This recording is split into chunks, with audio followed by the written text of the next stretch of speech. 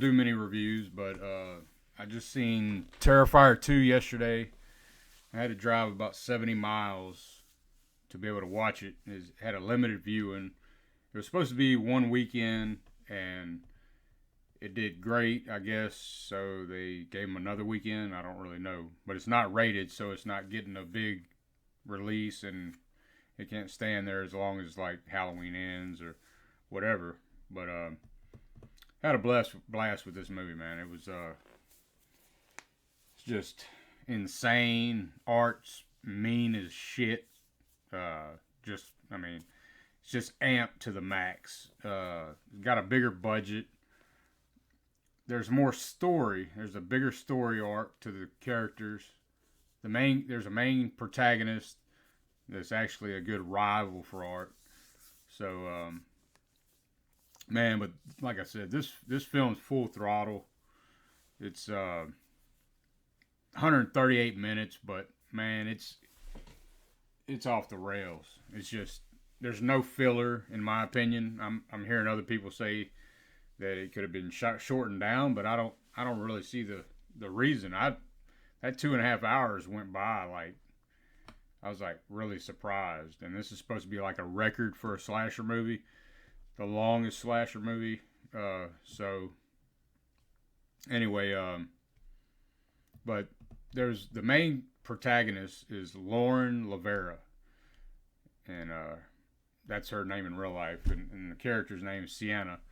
And then you got Art the Clown, which is David Howard Thornton. You got her little brother. His name's Jonathan. It's played by Elliot Fulham.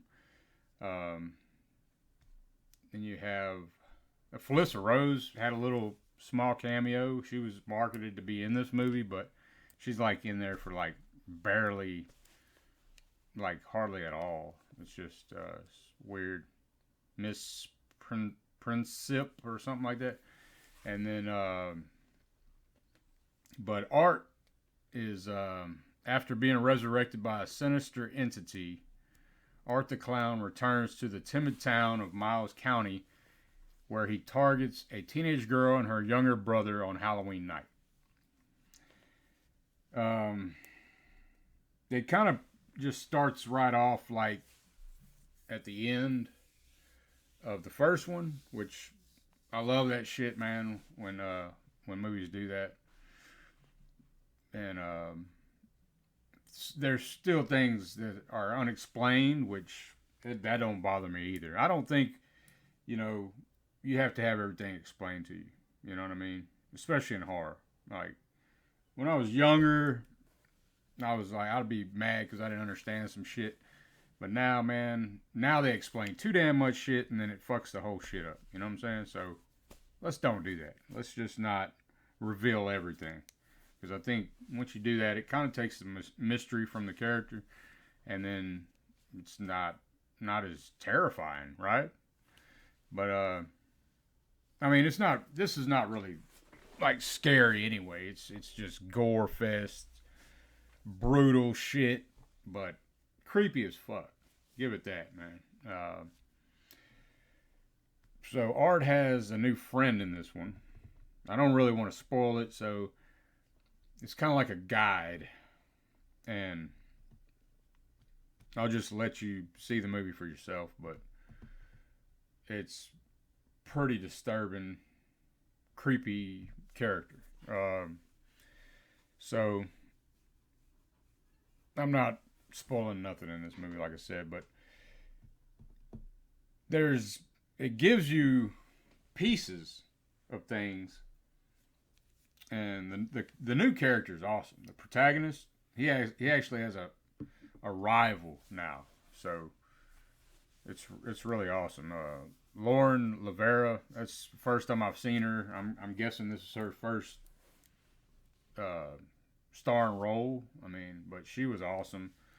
Felt like the little brother did a good job. The mother of them, she's fine. I mean, she's not.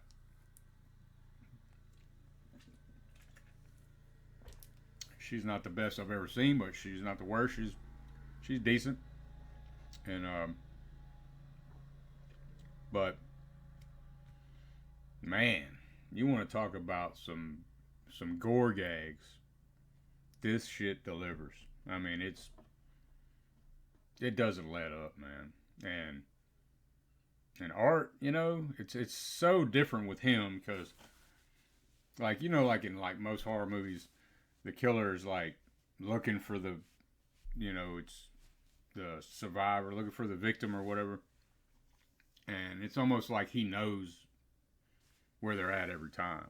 It's just, but he likes to fuck with people. It's kind of like tortures.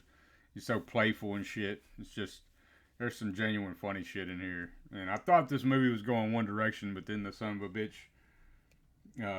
This is just a little slight. It's nothing big, but the son of a bitch pulls out a fucking Tommy gun, man, and just starts fucking marking everybody. It's fucking hilarious. But anyway, yeah, man, I highly recommend you see this.